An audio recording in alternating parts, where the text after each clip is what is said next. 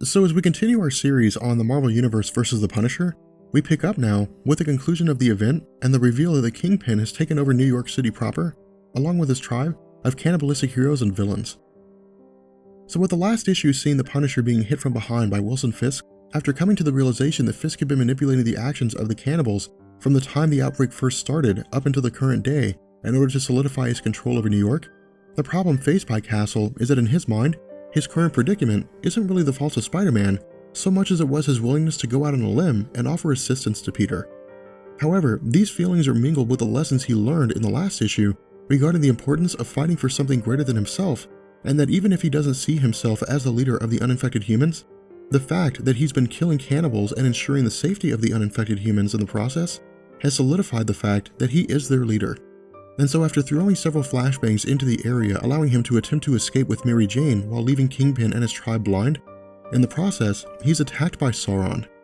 Now to sidetrack here, Sauron is a character that we haven't really talked about before, but mostly this was due to the fact that we haven't really had a reason to. But Sauron is actually a man named Karl Lykos who was bitten by radioactive pterodactyls, which mutated his genome, allowing him to drain others of their energy. The issue with this is that while draining normal humans allows Karl Lykos some measure of enhanced abilities, his mutation resulted in a Bruce Banner Incredible Hulk dichotomy, meaning that when Karl Lykos absorbs the energies of superhumans, he takes on the form of Sauron, a humanoid pterodactyl which acts in accordance with his own wishes and without Lykos knowing what Sauron is doing.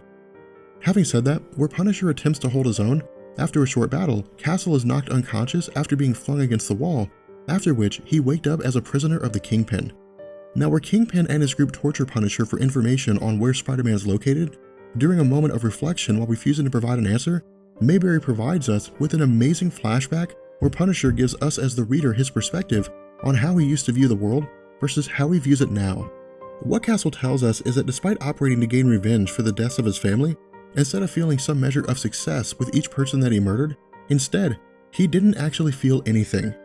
Now this requires us to read a bit between the lines on what Mayberry is saying, but the overall theme here is that the deaths of Castle's family created his own personal hell in the form of his family's deaths creating a psychotic break which removed Punisher from feeling anything whenever he committed his murders. Now where he does go on to say that eliminating the world's criminals was based on the premise of wiping the world clean of evil and allowing only the pure to exist, Castle had not taken into account the concept of human nature and that as long as humans were procreating and producing offspring, there would always be individuals who grew to become criminals for a multitude of reasons, some of which were predictable and some of which were not. However, when the world went to pot and was overran by cannibals, instead of having to differentiate between criminals and good guys or having to deal with heroes whose moral compass placed roadblocks in his path, instead, with all of the humans in hiding, Punisher was able to take the stance of himself versus the Marvel Universe, where he could literally travel the landscape of New York and kill virtually anyone and everyone that he saw, since cannibals were the only individuals brave enough to travel in plain sight. Now after this bit of reflection from the Punisher, it's revealed that while he had been held prisoner by Kingpin and his forces, the priest and the young boy had attempted a rescue mission by gathering various arms and armament from Castle's base of operations and infiltrating the camp. Now while they were called by Jamie Madrox as the Multiple Man and held prisoner, I'd like you to keep this in the forefront since this will be an instrument for the conclusion of the story. But transitioning back to the Punisher, with Kingpin threatening to kill Mary Jane and her unborn child, as well as consume them both, after overpowering one of Kingpin's henchmen, Mary Jane puts herself in a no-win situation. What I mean here is that because the cannibals consume humans, if Mary Jane kills herself, the Kingpin and his crew will simply eat her unborn child, and the Punisher, as well as track down Spider-Man anyway. But if she lives, she'll remain in the same situation that she's currently in. Now transitioning away from the situation for a minute and focusing on Deadpool, where his healing factor had kept him from dying when Punisher threw grenades at everyone, he was taken prisoner in the pens under the watch of the Red Skull. Now while Mayberry throws a bit of humor into this part of the story in likeness of the mainstream Deadpool, the only real inclusion of this bit was to provide an out for the conclusion of the story. What I mean here is that after taking out Red Skull and escaping the prison, after stumbling across the weapons brought by the priest and the young boy, Wade orchestrates everyone's escape by taking out one of the henchmen and dropping the weapons where they could be reached by Mary Jane.